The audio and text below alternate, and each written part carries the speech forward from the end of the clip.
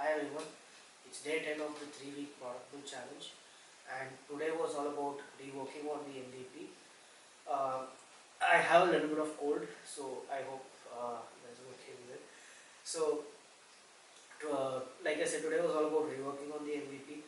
So I first assessed if there were a few questions which, if changed, would help me, go ahead with the MVP.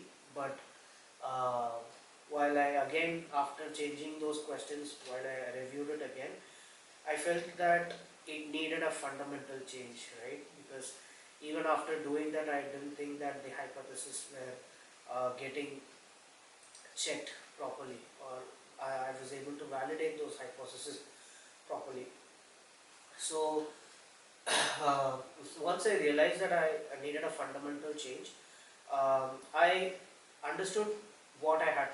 I first assessed what I had to change. Right. Till then, I was using a bottom-up approach, meaning once I knew what all hypotheses I had to test, I started coming up with concepts, and then after coming up with concepts, I used to check, okay, whether does this satisfy this hypothesis, does this satisfy the next hypothesis, so on and so forth, right? Which is, after coming up with the idea, I used to check whether the hypotheses are getting met or not. So now, instead of doing that way, uh, what I tried doing is doing a top-down approach. Matlab, uh, once based on the hypothesis, can I come ahead, can I come up with some sort of solutions or some sort of answers that I can, that would enable me to check all these, validate all these hypotheses, right? And that really worked. Actually, that worked a lot. So first, I listed down all the pain points which I had, and based on that, I first prioritized what all the key pain points that I want to focus, which reflected multiple times across different interviewees, right? So after getting all those pain points, then I started assessing what could be a problem which will solve all of these pain points or all of these hypotheses. Not all, but specifically those major pain points. So based on that, I came up with an approach wherein so till then what I was basically doing was, for each question I was coming up for, let's say, each key aspect under a particular stage. For an example, discovery stage, I was coming up with a separate scenario with a separate question, and for each question I had the answer and ways of evaluating it. So instead of doing that, I thought, and basically what I was doing was, first I would give them a scenario, explain everything, assess them first, and then give another case study, and then again reassess them. So that was the basic way of that previously. So instead, what I tried doing this time was, uh, in the start itself, I'll give them a case study, I'll give them a context, and then ask all the questions directly based out of the case study, right? So I think that worked. And second thing that I was really happy about today was, I think I actually understood the meaning of leveraging AI, right? So uh, while I did that, so yesterday I clarified that I want to do it on my own, right? Which I did. So once I identified all those key aspects, so first I came up with what all those key aspects. I was shifting between 5 and 10, which I'll come back. But once I identified those key aspects that I had, I started coming up with questions, what kind of questions I can, uh, create to answer those things. And while doing that, uh, while I framed the questions myself, uh, in the MCQs, once you have an answer for a particular question, I also thought of giving explanation why the other answers are not right.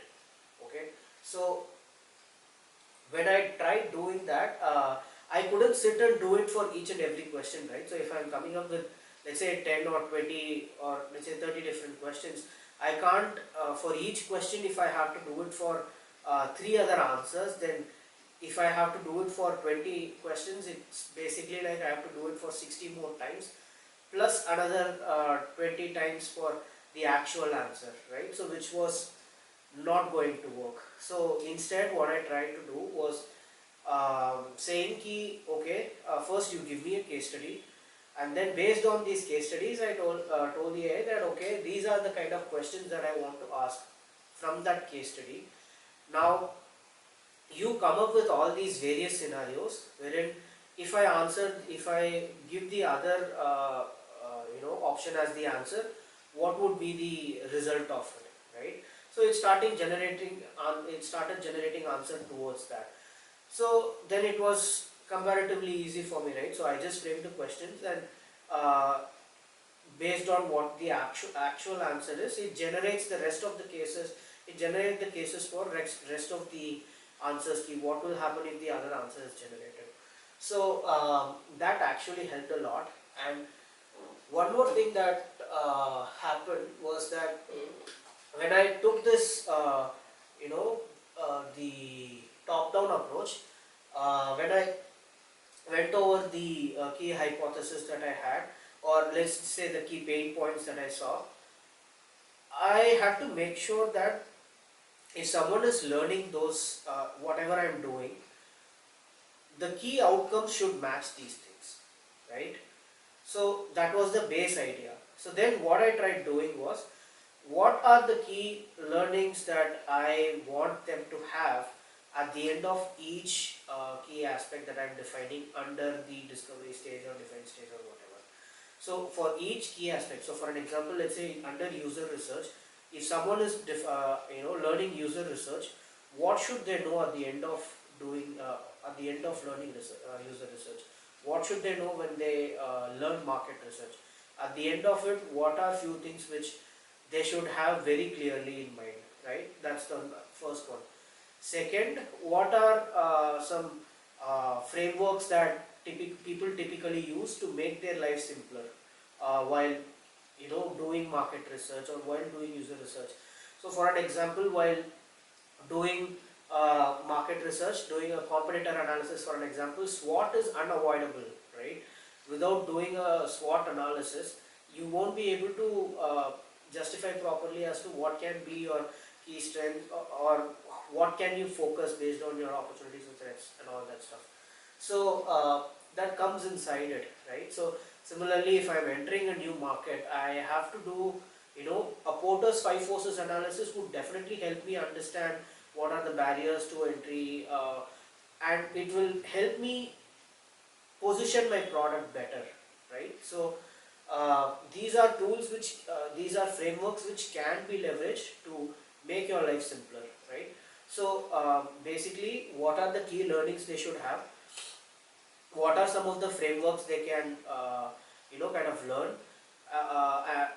And the third thing would be, what are the tools that they can typically leverage? So for an example, for doing wireframing, you can learn Figma, you can use, I think, Balsamic, I don't know if it has that, but Figma, then you have, I think, UIZard, I think we also have Adobe XD for an example. So there are a lot of platforms for doing wireframing, right? And a tool is exactly what it is just a tool. So you don't need to confine yourself towards one tool. So what are the different tools available for each individual aspect, right? So that while you are learning that particular concept, you will also get you will familiarize yourself with all of these tools. And when you go into a company, when someone talks about those tools, it will not be something out of the blue to you. So I think those three things would help. So that's what I derived first. So once I derived that, then I came to the concept of, so that's when I understood, okay, these are the key learnings I should have. So for an example, in market research, in user research, out of the many things that I had, one thing was, I think it was market research. So one thing was identifying the customer segment, right? At the end of the market research, you should know who are your target segments, right? So, similar, out of 3 or 4 different learnings, identifying the customer segment is one such thing. So based on all those key learnings that I had, I started framing the questions. So then once I started framing the questions, then I said, okay, first I asked AI to create me a case study to help people understand the discovery stage or something. And once it created that, then I said, okay, I want to judge these people, or I want to assess these people based on these questions that I have. Can you come up with the answers on what may happen if the rest other answers were selected? So then it gave me a clear idea. So right, the top-down approach I think helped a lot to drill down to what exactly I had to do. It helped me get a lot of clarity.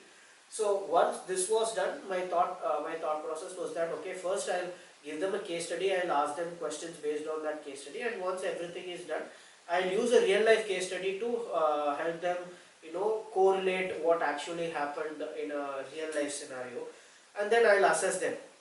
So that was number one.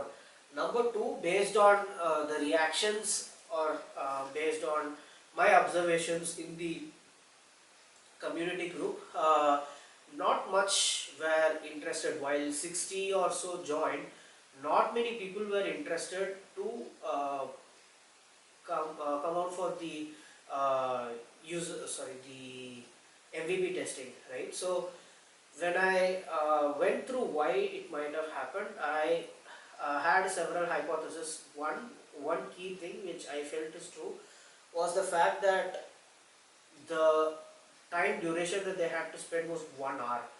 So in their entire day, they had to spend 1 hour for my particular project, and not many people would be actually interested in doing that, right? So I had to reduce that 45 minutes to 1 hour into 15 to 30 minutes. I had to at least cut down by one third, or at least 50% of it. So now then I thought, okay, if I have to cut down by that amount, and if I also have to test all of my case studies, then what should I do? So then I came to the concept that, okay, I'm just doing an MVP which is testing a specific thing, right? You don't need to test everything in an MVP, and that's what the beta version is supposed to do.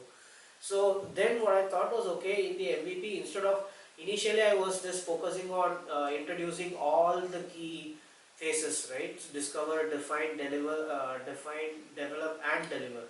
So instead I thought, okay, I'll just focus on one particular thing, which is just the discover phase. But in discover phase, I'll give them 10 different aspects, I'll give them questions, make them answer, and then I'll have one judgmental thing. So one assessment. So and that also worked out. So um, the next thing that happened was I had two different things, right? So first I had the case study based on which I asked the questions. Next I had a real life case study. So then I thought, which was for specific reason, right? Because in the key pain points that I had, one was to have a structured learning with case studies, and another key pain point was having real world and industry specific examples. And so because of that I had two different things. So then I thought, okay, actually it's not just simply just combining two. So I thought of the final end goal, right, the roadmap of what I had in mind, which was basically to have a kind of the game. I actually forgot that game, but I used to get a lot of ad wherein it's a simulation kind of a game wherein once you select, there will be two options, two cards or something of that sort. You select one thing and something happens, X happens, and you select the other thing and the Y happens. And this actually came up in one of my interviews as well, and that became the base of it. So that was the final idea that I had. So based on some sort of a case study, if they select, let's say, X, what will happen, which is X, which is the right answer, what will happen? And if they select Y, which is the wrong answer, what would happen because of that? So, because every decision at the end of the day has its own consequences, right? So, that is the overall thing that I had. And then I thought, okay, why to have two different things? Let me just have one example, which is I'll just have one real life case study, and based on that case study I will tell, okay, what actually happened and what would have happened if some other thing was done instead of that, right? So I think that will help a lot. And yeah, so I think now I have a much better structure, a much better clarity into what I want to do, not just with respect to the MVP, but also with respect to the next phases of the product, the beta and the final version. But given the time restrictions that I'm having going through right now, I'm not sure if I'll be able to actually do the beta as well as the final version. But I have to, hustle a bit more, I guess, to complete both the beta as well as the final launch. Yeah, so uh, this is the final picture I had in mind, right? So then I thought of, okay, once I got this clarity based on the final kind of roadmap that I had in mind, I thought, okay, let's clearly define what all I want in the final roadmap. So then we can work backwards, okay, at least this is how the product should evolve, right? I will have that clarity in mind. So I plotted a few of those things. I'm still yet to complete, and that's the plan I have for tomorrow. But today, at least, I want to first. I came up with a few things, right? So in the final product, this is what I envision. I'm not sure how I'll be able to do this, but in the end product, there will be two or three things. One is for you to kind of let's say a short story kind of a thing, right? Let's say you're developing a product from 0 to 1, and you have to go through all the discover, define, develop and deliver, all four stages, and that would be more like a story. So this is one aspect of it. And let's say you just want to have fun, and that's where the other secondary user personas that I had in mind comes into picture, right? So if you just want to keep your product sense in place, and you just want to go through things for fun and stuff, so I'll have different case studies. For an example, these case studies might be real time, or I mean, not real time. These case studies might be actually based on some real life case studies as well as some uh, made up case studies. But then you answer different questions similar to what you will be put through in the actual story that you have. But just these will be small modules which will test specific things. Like for an example, you can say, okay, I want to test my market research skills, and for testing that specific market research skill, you will have a short game to help you assess that, right? So that's number one. Number two, let's say you want to learn some new framework, right? So or you want to test your ability in that framework, you want to get more familiarized with that. Then based on that framework, then we can come up with more case studies to help you check whether you actually understood that problem statement or not. So the actual case study or not a problem statement. So I think that's the final version. And one thing which I want to keep as a premium feature that I still have in mind is to have ChatGPT integration. Maybe not ChatGPT, maybe with some open source, because at the end of the day, the whole yeah. So let's just say that some sort of AI for the integration, right? So um, based on the integration that I have, if you are, you will be able to use the converse feature. Let's say there is a real world example based on which you are attending a case study, you are answering a few questions, but then you have a few doubts about that case study, right?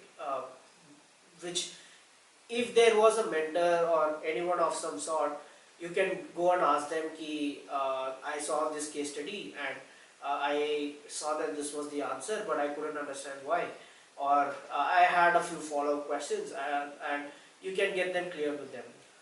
But now that AI is there here, I thought, why not leverage it, right? So based on the case studies you have, if you have further questions based on the gamified features which are already there, so if you want to access that specific feature, let's say you have to spend X number of coins, right? So something of that sort. Based on that, you will be able to access that feature, and maybe if you want to access that feature more for more case studies or whatever, you can actually get you'll be able to pay money and get actual coins, right? I think that's more inspired from the kind of 8-ball pool games that I play. Zynga has been a core inspiration for me throughout all this. I think they have some good way or strategies of luring people into buying in-game money. Thankfully, I'm not one who has fell for it. But let's say if I have to, monetize it in some way, I think this would be a wonderful way of doing that.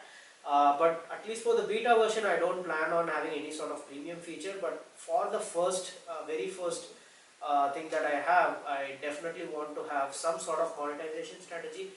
But yeah, I think all these things I'll have to define tomorrow. So tomorrow the key task is first, I've almost done with all the actual key learning. So today the actual process was to jot down all the key learnings that people are supposed to have. What are they supposed to learn at the end of each and every aspect, right? So, and I've done it for the entire discovery phase now. So now that this is done, I already had framed 5 questions for a particular case study. Now I'll have to include those rest of the 5 to check whether they fall, include that into this. And once that is done, I think the first version of checking, introducing this to them would be done. After that, I'll just have this kind of assessment for this. Again, I think I can do it with a different case study to judge whether they actually learned it or not, which I believe I'll be able to complete it by first half before 12 p.m. Once I'm able to do that, then the next step would be for me to actually reach out to people. I think 2 of them had signed up to mentor me, or not mentor per se, but help validate this MVP, right, before I actually put it to the users. So that MVP validation will happen with those people, so that I don't take any actions based on the biases that I have. I'll have some third view to it, and once that too is done, I think I'll go ahead with the launch. I'll ask people, and now that it will be around 15 to 20 minutes. That's the target time that I have. I think that would be affordable to many people. So again, that is a hypothesis that I have. I'll have to verify that hypothesis tomorrow. But yeah, so I now have a better, clearer structure or thought in mind, right? This is what I want to do, which I was lacking so far. I think I should have done this 2 days back, but anyway, I think it's all good for something in some way. So I think, yeah, this is the overall gist of what happened today. And yeah, one thing I actually forgot was the KISS principle, right? So every 1 hour, I tried asking myself this question. Keep it simple, student. Stupid. Is it simple? Is there a more simpler way of doing it?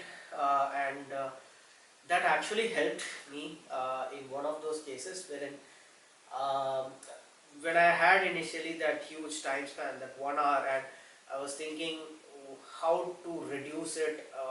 How do I, keep my hypothesis tested as well as, you know, keep the hypothesis tested as well as I want the um, engagement to be there, right? So, and that's where I started thinking, why am I having all those 4, right? Because initially I thought, okay, I want to take them through the entire cycle, right, from the start to finish for the MVP, and that is where I made the mistake. It is an MVP.